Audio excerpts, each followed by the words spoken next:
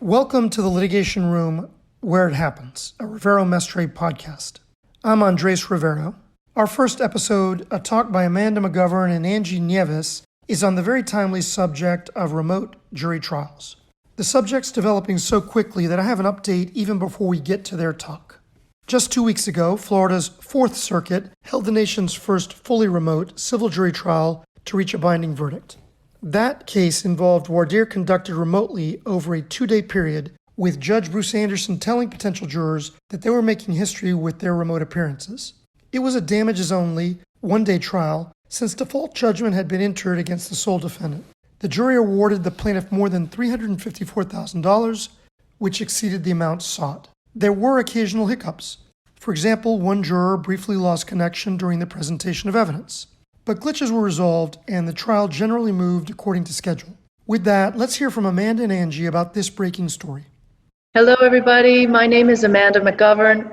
I'm with the law firm of Rivero Mestre, and I'm here with Angela Nieves, who clerked with us this summer, worked with us on a lot of different things, but particularly on the topic of this podcast, which is, can a district court judge order a civil jury trial virtually? I'm going to let Angela introduce herself. Thanks, Amanda. My name is Angela Nieves. I am a third-year law student at St. Thomas University in Miami Gardens, Florida. And this summer, I had both the pleasure and the privilege to clerk at Rivero Mestre in Coral Gables. I worked alongside Amanda and a bunch of other very talented wonderful lawyers. I learned so much. It really was a great experience. So thank you, Amanda. I know you've heard me say it.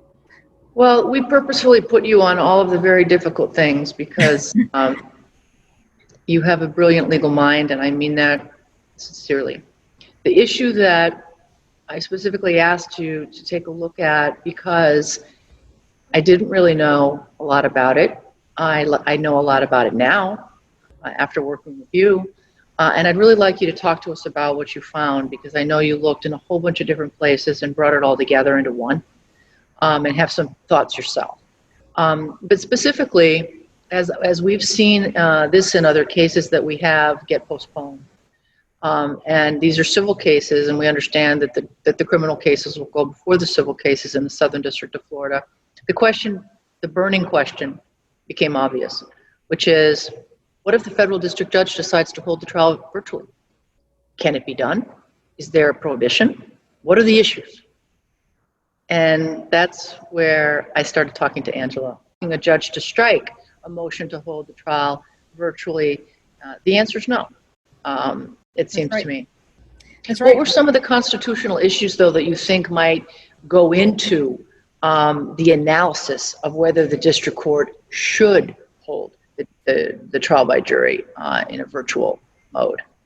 So there are quite a few due process concerns, and they come into play right from the very beginning of the process, from the empanelment of the jury through even deliberation. If you empanel a jury via Zoom, 100% Zoom, then what you're basically doing is you're asking the lawyers to assess the prospective jurors' reactions to the questions based on what they can see in a little screen. The lawyers are unable to see other things that normally they would take into consideration: body language, corporal movements. Also, jurors look different on camera at home than they would when they come to the courthouse. And via Zoom, you can look into a juror's home. You essentially see a piece of their home, which gives more information than what you would normally be privy to if the juror were at the courthouse. And there's lots of other things. For example, there's technological concerns. The kind of technology that is required for a juror to participate 100% via Zoom, well, that kind of technology isn't always available to all prospective jurors. So we could unintentionally be excluding certain groups. In addition, even if they have the technology, it doesn't mean that they're technologically competent to be able to carry on 8 hours via Zoom, 8 hours a day via Zoom. So again, we could be unintentionally excluding people from the process. And then during the trial, you have jurors trying to assess the credibility of witnesses, again, via Zoom. And it's not the same as when you're in person. We're asking a lot of our jurors when we do that. There's a risk of distraction that's far greater on Zoom than when you're in the courtroom. It's difficult for the court to police whether a juror is on his phone or whether she's Googling information about the case. Yes, jurors know they're not supposed to, but we're all human here. There's also technical glitches that could affect the way a juror assesses a witness's testimony. The audio could drop. There could be, it could freeze. All these are things that are very difficult for a court to control. And the lawyers also have difficulty seeing all the jurors on one screen, as well as the judge and the other parties. And that also plays into how the trial is carried out.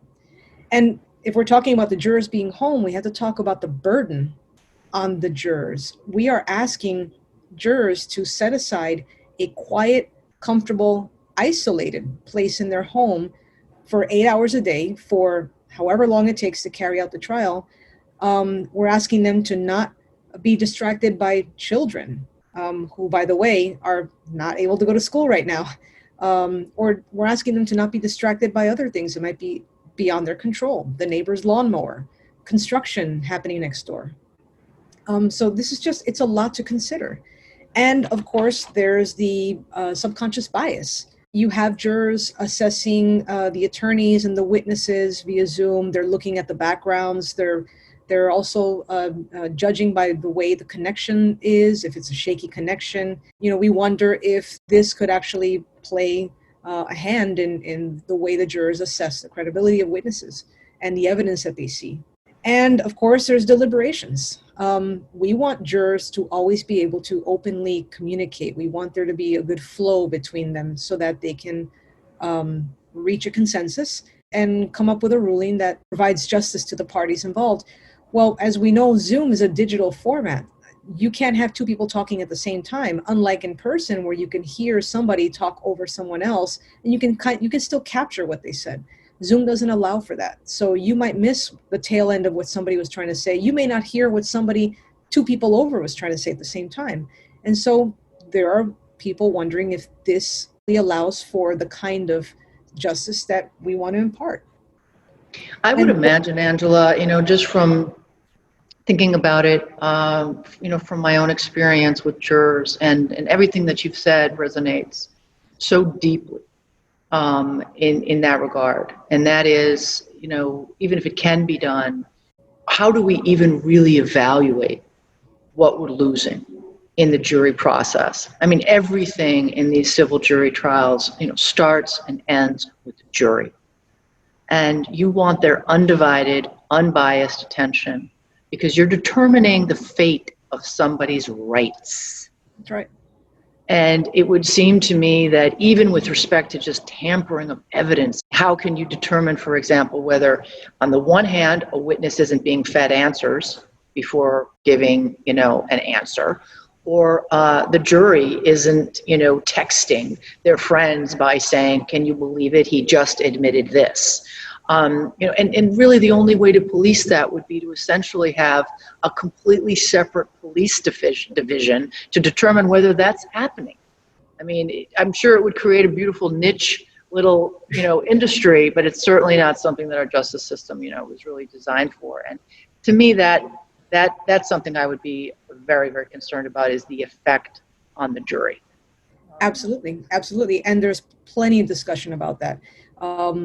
Like you said, we can't ensure that the jurors are alone. And let's say they are alone. Well, how can we ensure that there isn't someone hearing everything that they're hearing? How can we ensure that somebody else in the home is not hearing the deliberations? What about the way the juror sees the information on their screen? What about the effects that shadows or backgrounds have on the juror's perception of testimony and evidence that's being presented? And so I agree with you that these are things that need to be discussed openly and in depth before we can automatically just embrace Zoom trials. There's just I think that's right. I mean, I think if there's any, in the absence of data, real data, so that you can evaluate what the effect of not even a socially distanced, but a digitally distanced civil jury trial, how can you determine that in fact it has impaired the jury's ability to do its job? And these jurors, they take their role mostly, I'm a firm believer, seriously.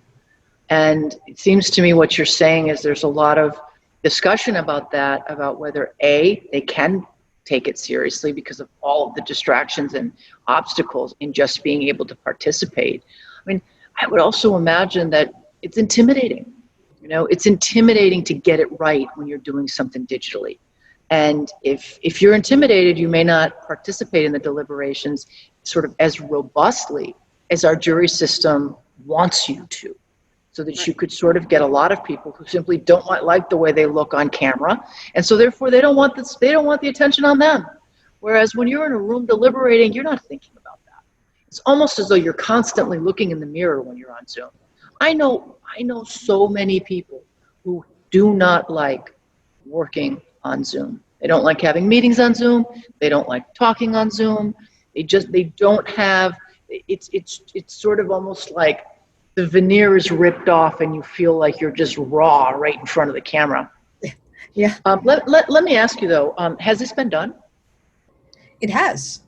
In fact, Texas, mid-July, carried out the first ever 100% Zoom jury trial, civil jury trial. It was basically a very Texas proceeding called a summary jury trial, which is basically a one-day proceeding where the result is non-binding. And everything was done via Zoom. And since the attorneys have come out and spoken a little bit about the process, one of them in particular said that, and I quote, he would not agree to do a full-blown trial that would last 1 or 2 weeks and that would have a binding decision, because there were just too many of the issues that we discussed. And one particular thing that stands out is that the jury can be distracted. And in fact, during the trial, the jurors took a break, and when they came back, one of them wasn't there because he'd taken a phone call. These are things that we have to reckon with if we want to move forward with video conferencing our trials. So Texas did do it, and they thought it was a success, but of course they want to keep playing with the format. And in Florida, we held our first ever hybrid, I call it hybrid jury trial, because they impaneled the jury via Zoom, but then they brought them in person. And so the attorneys had some of the same concerns that we just talked about. Was that also non-binding? It was also non-binding, that's correct. And of course, the parties voluntarily participated. And same things that we talked about earlier. Once they were in the courtroom, it was difficult. First of all, everybody was socially distant. So of course, we had lots of space in between the jurors and the parties. Everyone was wearing masks, shields. It's very difficult for the lawyers to really get a feel for the jurors' reactions to different things, like different testimony. And so again, they were happy that they went through the process, but because it was voluntary and it was non-binding. So we are definitely seeing other courtrooms starting to implement these kinds of pilot programs, because everybody realizes that we need to move forward. We need to find a way to move forward. But the answer right now isn't so clear. What's the balance? What's the right balance between technology and in person? Don't know yet. In some of the conversations that I've had, I've spoken to people as well about their participation in this sort of pilot program. And the response they've had has been very, very similar to the response that you have articulated from those in Texas, which is, if it's complex, it's tough. Even if you're trying to find a middle ground where you don't completely stop, the civil resolution of dispute by suspending essentially their day in court, because that's what's happening. Even if you find a middle ground, that middle ground isn't probably going to encompass the entire body of civil litigation. Because the complexity of a case is going to make the effort and the time necessary in order to overcome these due process considerations and concerns sort of, unmanageable. There's a lot of effort, it sounds to me, that's going to have to go into making sure the juror has the ability, is comfortable with the technology, the policing aspect of it. I know that looking at sort of just jury instructions in general about this, the judge explains a lot in jury instructions and explains that, sort of just the human condition, right? I mean, we are trying cases as human beings. We're human. Right. The circumstances aren't always perfect. The AC may run out. There may be sort of logistical problems short of a virtual trial that a judge is going to simply explain to the jury and say, look, don't consider that. And I think you could have, I think there'd be a lot of people who want to get to court, who want to get to trial, who want to get their case resolved. We're going to say, wait a minute, we're already dealing with those issues. The judge is telling the jury all the time, you can consider this for this purpose and you can consider that for that purpose. And the jury is able to grasp that. The jury is considered capable of understanding. And as we become more familiar with technology, will be capable of understanding sort of these snafus or these problems. So, maybe we're just overacting about the impact of a virtual trial. And that very well may be so. But I do believe, and the takeaway sort of that I have from this is, that may be so, but if something is just unworkable for everybody because it is complex and you have a lot of expert testimony, it's going to take a really long time, it's going to be weeks, whatever it is, those trials may not fit within the pilot program of virtual trials. But I do think, at least from my perspective, you cannot assume that the judge is going to summarily reject a request for a virtual proceeding after what we've been through with this pandemic. What are your thoughts as a third year? What are you thinking in terms of going forward as a trial lawyer? I mean, after doing all this research, I think it's evident to me that we need to find that balance so that we can go forward and incorporate technology more than we have in the past. Because today it's a pandemic, but tomorrow it could be something else. And we also have seen that we are capable of doing much more virtually than we thought we could do in the past. So I do believe that this is kind of the way of the future. I do believe that when I graduate a year from now and I start practicing, I do believe that we will be incorporating, if not Zoom, some other kind of program to allow for the jury trials to move forward. The question is, what will be the way? What will be the right balance struck? And that's what remains to be seen. But do I think this is the future? Absolutely. I guess just sort of as not necessarily a final note, but just to add to what you've just said, I also am increasingly surprised at what the clients want, and it may very well be after everything is said and done, particularly if you have clients like I do that don't live here in the United States. You got to be prepared for the client to say, wait a minute, I hear they're doing trials by Zoom. Why do I have to go there? Why can't we request that it be done virtually? It's happening everywhere else.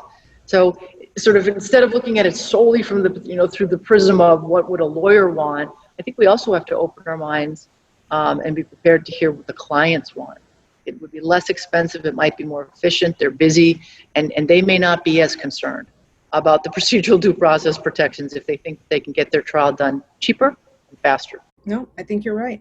Angela, this has been such a pleasure doing this Zoom podcast with you, but it's been more of a pleasure working all summer with you. I wish you the best in your final year of law school. I know that you're going to sail. Thank you very much. It's really kind of you. And I know that our paths will cross again, perhaps virtually. So I look forward to it. I hope so. Yeah. Thank you. All right. Thanks so much, Angela. Thank you for listening to the Litigation Room podcast series. This podcast is intended for general information and educational purposes only and should not be relied on as if it were legal advice about a particular fact situation. The distribution of this podcast is not intended to create, and receipt of it does not constitute, an attorney-client relationship with Rivero Mestre. Join us soon for another interesting discussion.